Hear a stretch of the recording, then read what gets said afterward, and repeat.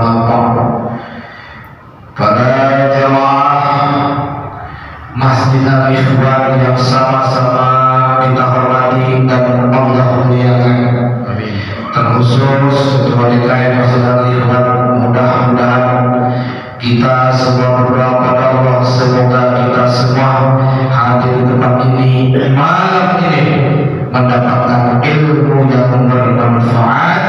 Amin ya Allah ya Rabbal alamin. Sekaligus pengajian ini mampu menggugurkan dosa-dosa kita yang terdahulu. Amin ya Rabbal alamin. Allahumma barik lana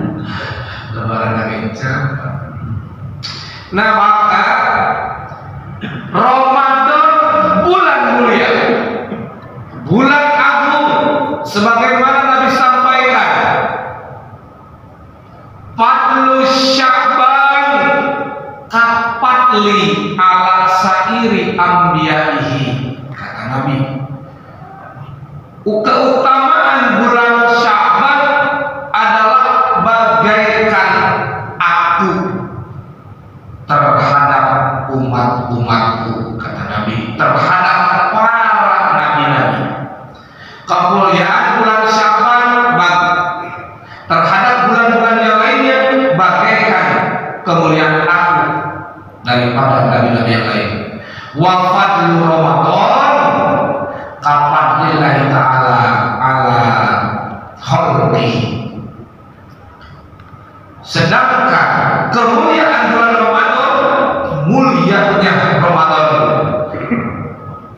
dari bulan-bulan yang lainnya bagaikan kemuliaan Allah Subhanahu wa taala terhadap makhluk-makhluknya. Nah, Ramadan bulan mulia, sangat mulia. Ini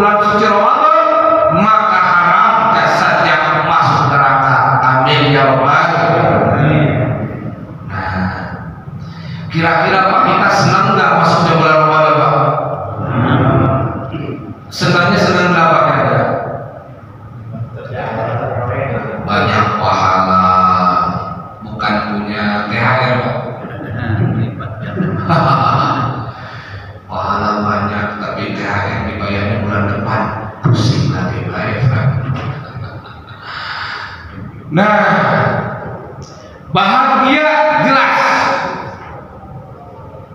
dikarenakan datang seorang ataupun sesuatu yang mulia di hadapan kita, wajib kita sambut.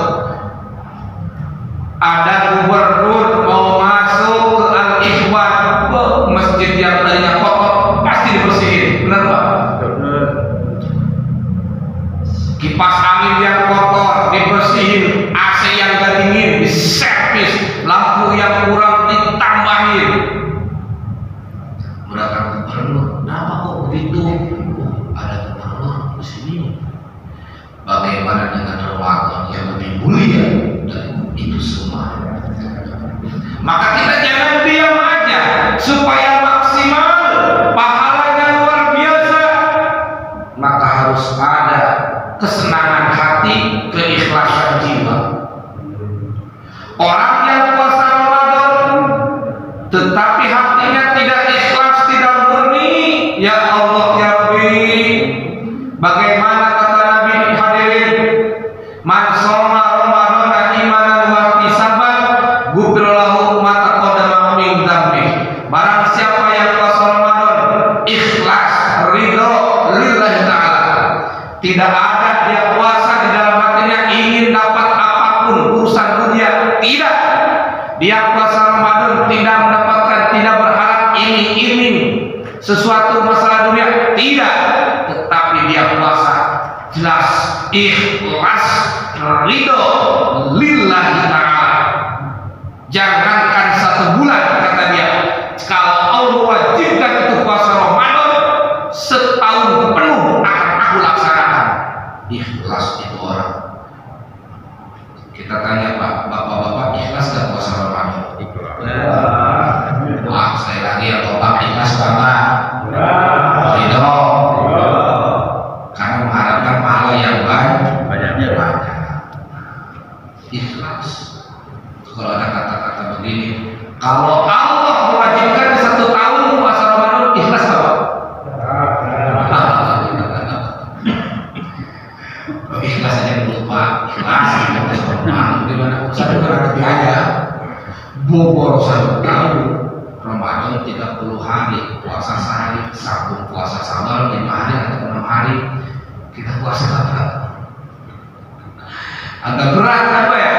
Nyawalan aja agak berat, apalagi 1 tahun penuh begitu. Nah, mudah-mudahan sebulan ini kita ikhlas ridho lillahi ta'ala. Nah, maka persiapan apa supaya pahalanya murni, ikhlas kita melaksanakan itu puasa, tidak ada gangguan apapun. Mau banyak duit, kagak banyak duit di bulan Ramadan kagak mengganggu ibadah puasa. Mau pusing gak pusing urusan dunia tidak mengganggu. Punya istri mau cerewet atau enggak cerewet tidak mengganggu puasa. Ada buat takjil puasa ataupun enggak, ikhlas puasa. Nah, supaya begitu Pak maksudnya. Nah, maka persiapan pertama, persiapan bulan menyambut bulan suci Ramadan adalah tuntaskan hablum minallah. Apa cara Pak? Tuntaskan hablum minallah. Perbaiki hubungan dengan Allah. Hablum itu bahasa kita nama tali, persambungan, hubungan, boleh dikatakan hubungan. Hablum minallah, hubungan dengan Allah. Perbaiki hablum minallah. Bagaimana cara memperbaiki hablum minallah? Yang pertama, itu gampang. Manusia tidak akan pernah lepas dari salah. Kullu bani Adam khata'un, setiap manusia, anak cucu Adam pasti ada dalam kesalahan. Tetapi sebaik-baiknya orang yang salah adalah bertobat pada Allah Subhanahu wa Ta'ala. Allah berfirman, ya ayyuhalladzina amanu tubu ilallahi taubatan nasuha. Hei orang-orang yang beriman, bertobatlah kepada Allah Subhanahu wa taala. Mumpung ini bulan Syaban, sebentar lagi bulan Ramadan, bertobat kepada Allah Subhanahu wa taala. Perbaiki hubunganmu dengan Allah. Kita tanya pada diri kita, Pak, kita punya dosa apa enggak? Punya. Sedikit atau banyak? Wow. Andaikan Allah bukakan aib kita, jangankan bapak-bapak, saya sendiri mungkin nggak berani duduk di sini, Pak. Allah masih baik, maha menutupi. Allah masih menutupi aib-aib kita. Betul apa enggak? Betul. Saya tuh soleh kata orang karena jarang bertemu dengan bapak. Tanya istri saya, sesoleh apakah saya? Pak DKM ramah di sini, tahu di rumahnya Pak. Betul Pak DKM ini. Iya. Betul nggak Pak kira-kira? Ramah tamah kita sama orang, sama isi mah belum tentu. Sama anak orang kadang baik, sama anak sendiri mah kadang pelit. Pak DKM doang ya Pak. Ya Allah ya Rabbi. Nah maka terlalu banyak dosa kita, maka tubuh ilallah, tobat kepada Allah, persiapkan untuk masuk pada bulan Ramadan. Sekarang bagaimana cara tobatnya? Nabi bertobat sehari semalam minimal sab'ina au mi'ah, 70 atau 100 kali istighfar sehari semalam. Kita sehari semalam istighfar berapa kali Pak? 30 kalau berjamaah. Udah berjamaah malos. Likum jel, mana HP, dari sholat likum HP, dari HP yang punya HP. Kalau berjamaah sholat 5 waktu istighfar 5 kali 5 25.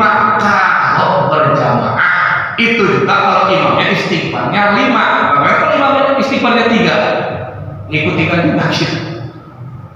Begitu banyak kelalaian kita ternyata. Ya Allah ya Rabbi. Maka tobat yang paling mudah dari Allah minimal sehari semalam 70 sampai 100. Kita mau patok aja dah bismillah setelah sholat maghrib istighfar 100 karena dosa kita terlalu banyak.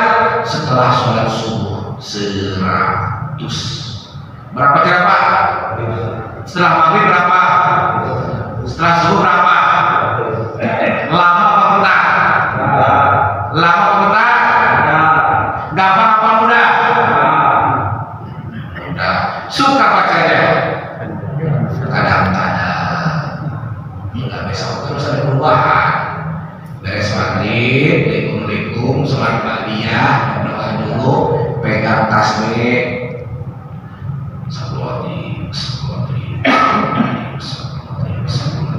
paling 3 menit. Berapa cerah? 3 menit. Pegang HP ke 1 jam kagak terasa deh. Bener Pak? Pegang HP, nonton film, nonton berita 1 jam kagak terasa. Pegang tasbih 3 menit, baca istighfar kadang-kadang berat. Disitulah setan mengganggu kita. Kata setan, udah jangan istighfar, udah jangan, HP bunyi-bunyi, HP pegang HP tuh. Belum tidur HP, bangun tidur HP, belum makan HP, sudah makan tapi tidak bingung. Oke, HP tidak bisa kita tinggalkan, tapi yuk bismillah, mulai dari sekarang ke depannya pada maghrib istighfar 100, pada subuh 100, 3 menit tambahkan tuh, jadikan ijazah sama bapak-bapak istighfar. Siapa yang istighfar pada maghrib? Niat yang kuat siap? Pada subuh siap? Mau sholat sendiri mau berjamaah, Assalamualaikum istighfar 100. Kalau sama imam berjamaah 3 kali ikut aja dulu. 3 kali ikut. Beres sholat badiah, sila pegang tasbih.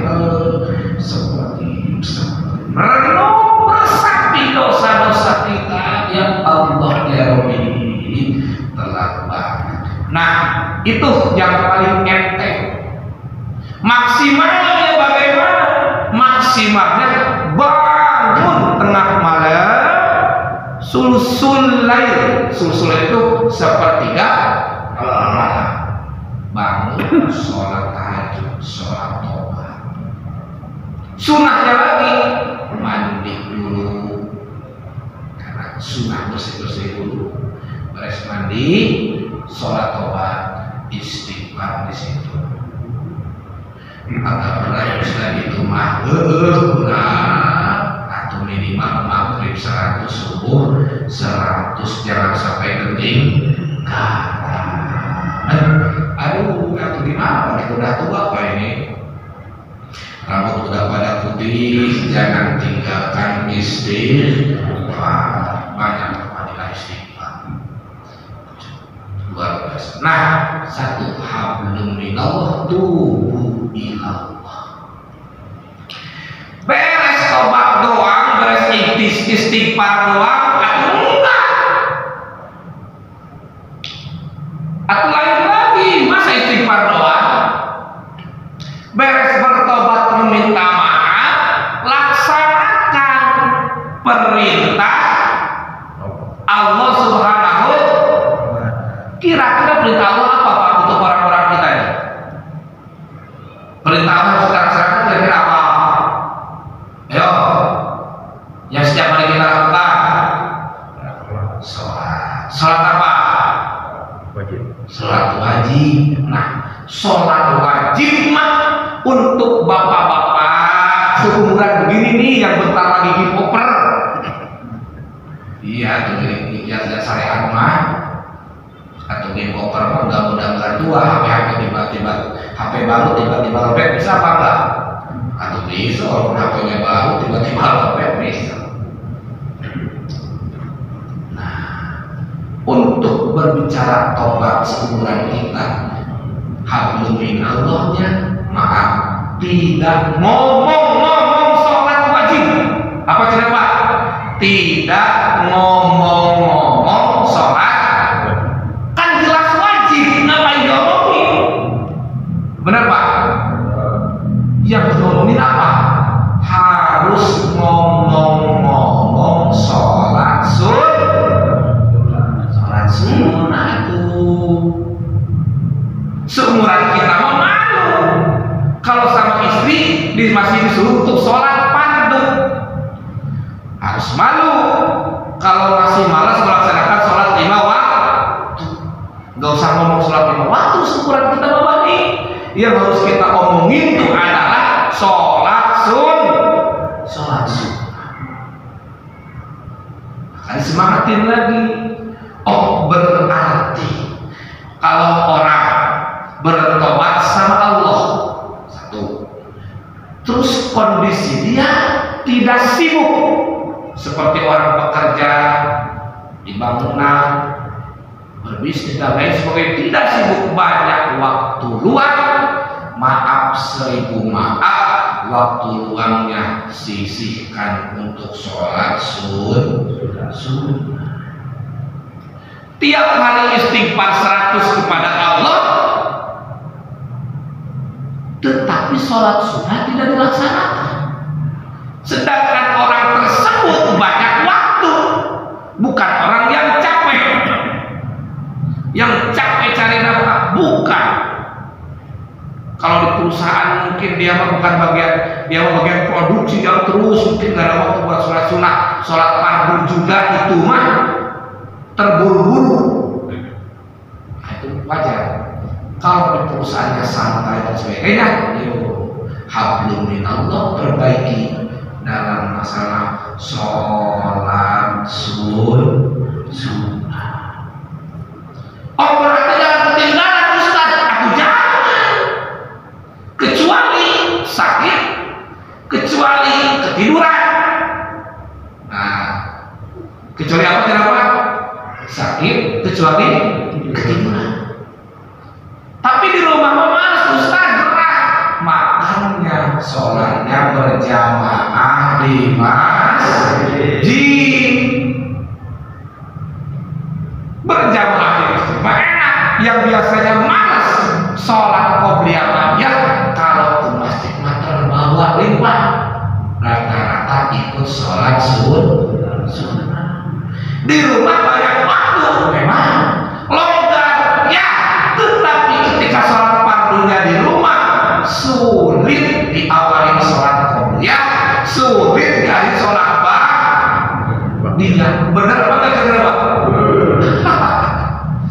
Kita kalau sholat qobliyah itu kalau kemas, kalau di rumah ternyata agak nggak mau. Malas ya Allah ya Rabbi. Oh berarti kembali tadi hablum minallah. Jangan ngomong-ngomong sholat wajib, malu itu mah sholat wajib. Mau gak mau harus dilaksanakan.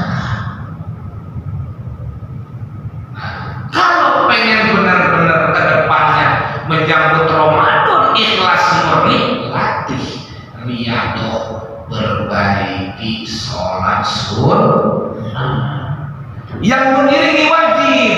Apa saja? Qobliyah dulu, ba'diyah, terus qobliyah asar. Ba'diyah asar ada apa enggak? Lanjut qobliyah maghrib, ba'diyah qobliyah isya, ba'diyah isya, qobliyah subuh. Itu aja dulu, jangan ketinggalan. Insya Allah kita berada dalam golongan orang yang tobat, mempersiapkan hablum minallah untuk menyebut bulan suci Ramadan. Begini, Bapak punya karyawan bisa kerja wajib 8 jam, dari jam 8 sampai jam 4, misal 8 jam. Dia tiap hari kerja 8 jam, enggak lebih, enggak kurang. Disebut bagus enggak sama Bapak? Standar. Emang kewajibannya segitu? Aturan. Mau enggak mau dia dibayar UMR harus segitu. Ada satu karyawan gaji masih UMR, kerjaan belum beres, dia mau nggak pulang dan nunggu besok, tetap menyisihkan 5 atau 20 menit pulangnya setelah orang-orang pulang, dia baru pulang. Nah, Bapak punya karyawan itu senang apa enggak? Senang. Kalau nanti ada kesempatan naik jabatan, dia dinaikin nggak? Naik. Kasih kepercayaan, kasih bonus. Loh, kok Pak saya kasih bonus? Ya, kamu pulangnya suka telat. Begitupun dengan Allah. Mau meminta lebih bagaimana kita dari Allah, sedangkan melaksanakan ibadah cuma kewajiban doang.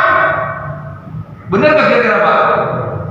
Sedangkan perintah Allah itu banyak, cuma kewajiban doang yang dilaksanakan. Yang sunah-sunah enggak. Waduh, kita belum disebut rajin berarti nih Pak, belum disebut soleh Pak.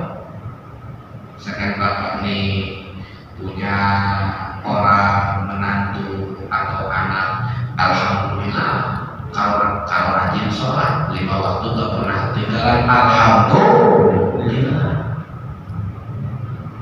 Tetapi sebenarnya itu mah tidak disebut rajin. Alasannya apa? Kita punya anak, punya menantu, tidak pernah ketinggalan sholat fardu 5 waktu tepat waktu.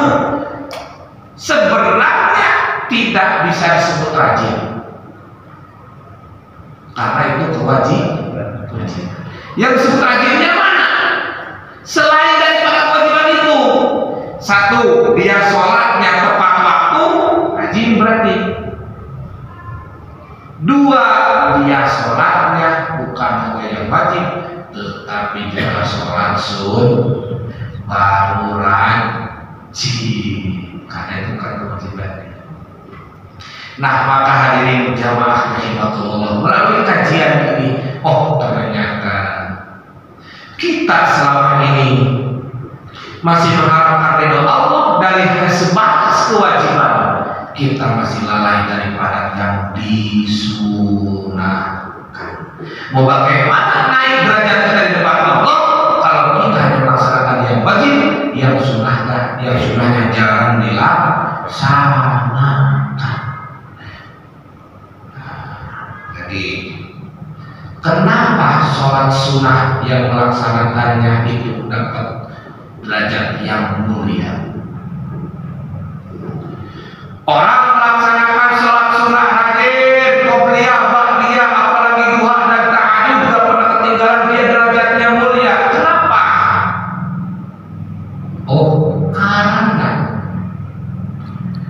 sholat sunnah yang tidak diwajibkan, sholat sunnah yang jika ditinggalkan pun tidak apa-apa, sholat sunnah yang memerlukan wudhu, memerlukan mandi junub kalau dia punya das besar, sholat sunnah yang memerlukan pakaian yang rapih, tutup aurat sama dengan sholat fardu dalam hukum-hukumnya, dia laksanakan, makanya dia mulia di depan Allah. Kata ulama hadirin rahimakumullah, seikhlas-ikhlasnya orang ibadah adalah orang yang ibadah sholat sunnah. Ini hati-hati, dia berpendek.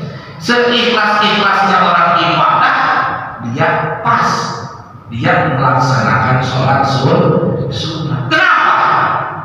Tidak diwajibkan aja dilaksanakan. Itu yang sholat sunnah, Pak. Apalagi kalau diwajibkan. Ngerti nggak maksudnya, Pak? Kalau sholat maghrib doang kita laksanakan, maghrib doang, bisa doang, kata Allah ini. Kalau sholat maghrib aja kalau diwajibin, ya Allah. Andai kata Allah sholat maghrib tidak diwajibkan, mungkin rumah ada sholat katanya. Bener apa enggak? Andai kan sholat maghrib tidak diwajibkan, mungkin ente kata lo kan gak sholat sama gua. Itu.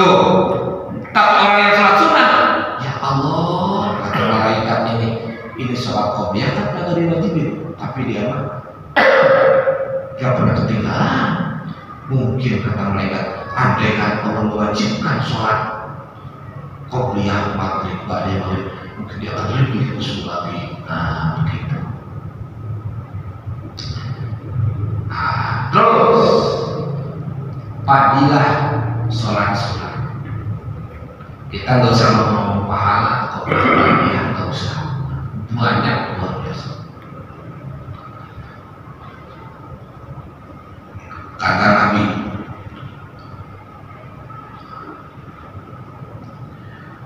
awwaluma yuhassabul abdu yawmal qiyamah as-sholat. Pertama kali yang akan Allah hisab yawmal qiyamah adalah masalah sholat. Kalau sholatnya baguslah semuanya. Sholatnya jelek pula selamanya. Rajin puasa, rajin tahajud, sedekah, haji, umroh. Tapi kalau dia meninggalkan sholat, pahalanya rusak, ditangguhkan. Kenapa? Karena dia meninggalkan sholat. Amalan yang lain bagaikan angka 0, sholat angka 1. Kita tanya, Pak, 0 ini ada maknanya enggak? Enggak ada. 0 sampai bedung, 0 di Nagor, enggak ada maknanya. Simpanlah angka 1. Jadi berapa? 10. Ada maknanya enggak? 0 doang sampai 100 biji, ada maknanya enggak? Kosong. Tambah angka 1, Ada maknanya kan? Nah, bagaikan sholat. Nah, maka melalui kajian yang enteng ini, mudah ini, penyemangat sholat sunnah. Sholat sunnah ataupun kembali sholat wajib ditanya di akhirat oleh Allah ini. Pertama, beres, sholatnya beres, kata malaikat si Ani tuntas. Panggilan malaikat. Coba hitung pahalanya. Maksudnya kata malaikat, iya itu orang itu sholatnya beres, ya waktu nggak ketinggalan. Kira-kira ada nggak pahalanya? Kata malaikat, aduh ya Allah repot ini. Memang kenapa sih repot? Itu orang sholat pernah khusyuk katanya. Oh berarti sholat yang dapatkan pahala itu yang diterima itu adalah sholat yang khusyuk. Setiap yang sah pasti khusyuk, tapi belum tentu yang khusyuk. Setiap setiap yang khusyuk pasti sah sholatnya. Setiap orang sholat khusyuk pasti sah sholatnya, tetapi orang yang sah sholatnya belum tentu khusyuk. Benar apa enggak? Nah, oh bapak bolong-bolong khusyuknya takbiratul ihram doang, Allahu Akbar, fokus terhadap niat. Setelah baca takbiratul ihram, pikiran kemana-mana oh enggak, khusyuknya aja. Nah, ketika yang sholat qobliyah maghrib, ba'diyah maghrib, itu sholat sunnah menutupi yang bolong-bolong dalam kekhusyuan. Walaupun seseorang sholatnya tidak khusyuk, tetapi dia laksanakan sholat sunnah qobliyah ba'diyahnya, maka yang bolong kekhusyuannya akan ditambal dengan sholat sunnah. Bagaimana yang tak pernah sholat sunnah atau bolong semua? Betul apa enggak? Nah, hadirin jamaah rahimakumullah, kira-kira sholat sunnah ini penting apa enggak? Penting apa enggak? Penting. Rahmat Allah turun kepada seorang hamba, di antaranya orang yang rajin melaksanakan sholat sunnah. Karena kewajiban mah sholat fardu mah sudah wajib, mau gak mau harus dilaksanakan.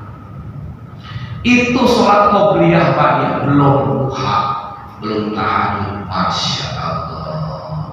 Makanya hadirin, melalui kajian ini yuk niatkan yang kuat. Ketika kita pergi ke masjid berjamaah, usahakan, paksakan supaya terbiasa nih Pak. Riyadah melatih hati. Paksakan sholat sunnah qobliyah dan paksakan sholat sunnah ba'diyah. Biarpun enggak khusyuk, biarpun enggak khusyuk, sholat saja. Insya Allah lama-kelamaan mah terlatih bisa khusyuk.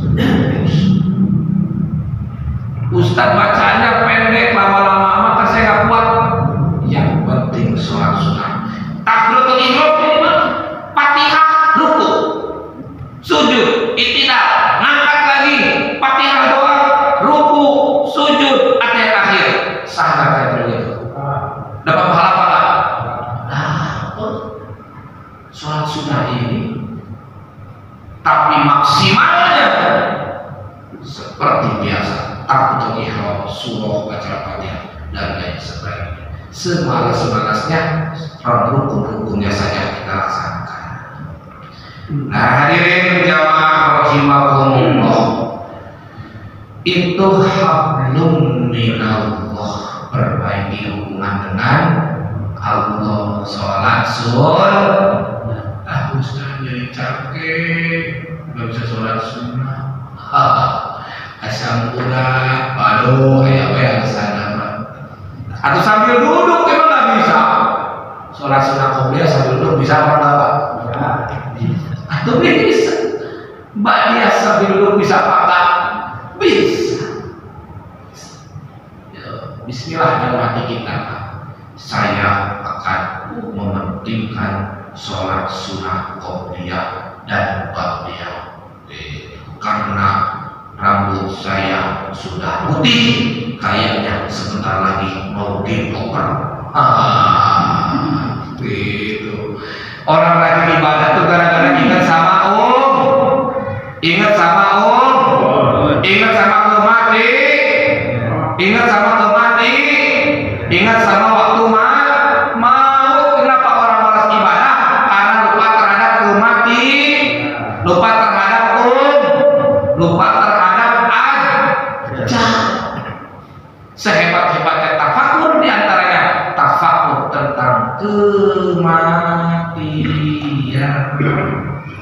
Oh, berarti kita malas ibadah karena kita terlalu lupa terhadap kematian yang Allah ini.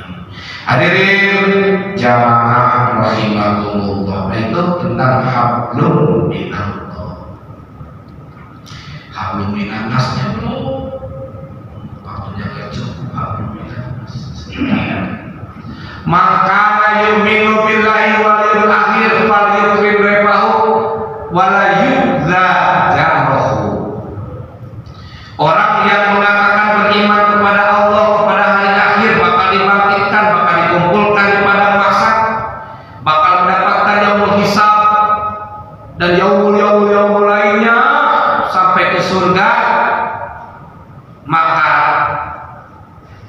orang tersebut harus mampu satu pada ilmu doepah muliakan tahu, yang kedua la yuda jamaah, janganlah sesekali menyakiti tetangga aja jangan ditoel-toel, jangan disakiti, apalagi orang tua, apalagi saudara kandung, apalagi sepupunya. Jangan berharap berkah dunia selamatnya akhirat kalau mulut kita masih berani menyakiti orang tua. Oh, hablum minannas. Bapak tadi beres sholat sunnah dilaksanakan nih semua punya. Hablum minallah diperbaiki. Satu lagi hablum minannas, perbaiki hubungan dengan manusia. Jawab yang kompak saya. Ingin rahmat Allah, Pak? Ingin rahmat Allah apa enggak? Ingin kasih sayang Allah apa enggak? Mau bagaimana kasih sayang Allah turun kepada kita sedangkan kita tidak menyayangi sesama kita? Jawab yang kompak. Ingin ampunan Allah, ingin maghfirah Allah. Mau bagaimana Allah memaafkan kita sedangkan kita tidak mampu memaafkan kesalahan tetangga kita? Benar apa enggak? Ingin rahmat Allah sementara kita juga tidak merahmati tetangga kita. Ingin ampunan Allah dari dosa-dosa kita sedangkan kesalahan orang lain di mata kita tidak pernah kita maafkan. Mau bagaimana Allah memaafkan dosa-dosa kita? Kata Allah, hei manusia, 1000 kali kau istighfar terhadapku, tidak akan aku terima. Memang kenapa ya Allah? Karena kau masih menyakiti tetanggamu, karena kau masih belum bisa memaafkan tetanggamu. Na'udzubillahi min dzalik. Hablum minannas pentingnya banget. Bapak tahajud, bapak duha, kalau masih menyimpan kedengkian terhadap sesama 0%, nggak ada itu. Maka mulai detik ini yo bersihkan hati kita.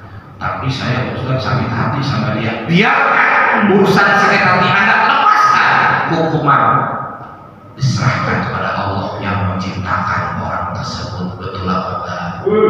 Betul apa enggak? Kita bertetangga mah pernah kesinggung, pernah sindir, pernah sakit hati, namanya manusia. Biarkan, jangan habiskan energi kita memikirkan kesalahan orang, enggak ada gunanya. Kita capek mikirin dia belum tentu mikirin kita. Betul apa enggak? Betul. Betul apa enggak? Pikirin dia tiap hari.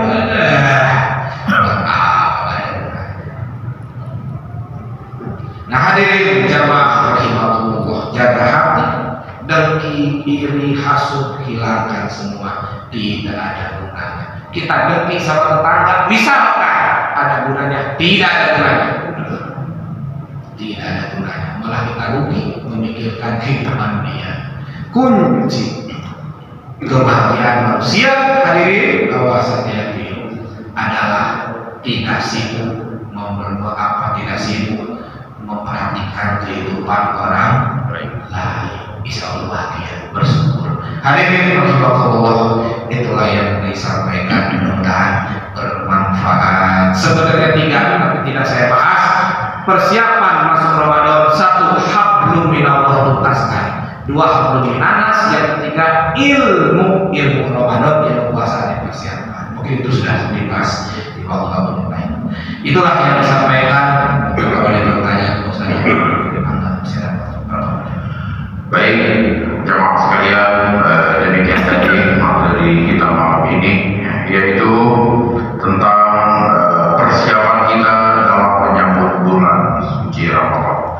Ya, diantaranya memperbanyak istighfar, ya, memperbanyak sholat sunat, dan menjaga hubungan dengan sesama, ya, terutama dengan keluarga, dengan tetangga, dan dengan lingkungan kita. Ya, mudah-mudahan bisa menambah ilmu bagi kita. Ya, ada tersisa waktu kurang lebih 7 menit. Ya, barangkali ada yang daripada jemaah yang mau bertanya, kami persilakan. Ya, Pak. Silakan Pak. Nah. Ya, assalamualaikum warahmatullahi wabarakatuh. Waalaikumsalam. Ustaz dan Bapak, saya menggarisbawahi tentang sholat sunat rawatib, ya. Maksudnya tadi ya, sebetulnya ada berapa jumlah sholat itu, karena saya dengar ada yang pakai air tinggal. Misalkan pada sebelum maghrib ada yang pakai, terus sebelum asar, sebelum isya juga ada yang pakai air tinggal. Makanya saya juga lari gitu memakainya. Ya, kalau disamakan sudah sembuh. Ya, waalaikumsalam warahmatullahi wabarakatuh. Pertanyaannya Pak De. Jadi sholat sunnah wajib ada muakkad, ada ghair muakkad. Muakkad, Nabi hampir tidak pernah meninggalkan muakkad, sangat dianjurkan. Ghair muakkad tidak terlalu dianjurkan, tapi dilaksanakan bagus. Kalau boleh memilih, kita waktunya sibuk, mendingan muakkad apa ghair muakkad? Nah, jelas jawabannya jangan meninggalkan ghair muakkad. Seperti sholat duha, tahajud, ba'diyah maghrib muakkad, qobliyah maghrib ghair muakkad. Oh, berarti qobliyah maghrib ghair muakkad tidak terlalu dianjurkan. Sunnah nggak sholat sunnah, pahalanya besar nggak? Ya tetap besar, karena kata Nabi sholat sunnahlah sebanyak-banyaknya, di antaranya sholat sunnah ghair muakkad maghrib kita laksanakan. Daripada duduk manis melamun mah mendingan sholat sunnah qobliyah maghrib. Di antaranya begitu, qobliyah maghrib ghair muakkad. Makanya beberapa orang yang sibuk kadang-kadang tidak melaksanakan qobliyah maghrib pada ya, tapi ba'diyah maghrib dia laksanakan gitu. Yang paling bagus ya muakkad dan muakkadnya kita laksanakan gitu. Ya, cukup Pak. Kemudian saya dengan maksudnya waktu isya, ya, kita tutup saja, ya, tidak usah lagi ada pertanyaan yang lain, ya, nanti di minggu depan aja atau di kesempatan yang lain. Ya, baik, Ustaz, ditutup dulu. Sekali lagi kita berdoa mudah-mudahan Allah Subhanahu wa taala mengampuni berkah haji ini, mengampuni dosa-dosa kita, dan memberikan kita sifat istiqomah dalam ibadah. Inilah yang kita pilih, istiqomah hingga akhir hayat kita. Amin ya rabbal alamin. Bismillahirrahmanirrahim. Alhamdulillahirabbil alamin. Hamdan syakir, hamdan jidat. Ya,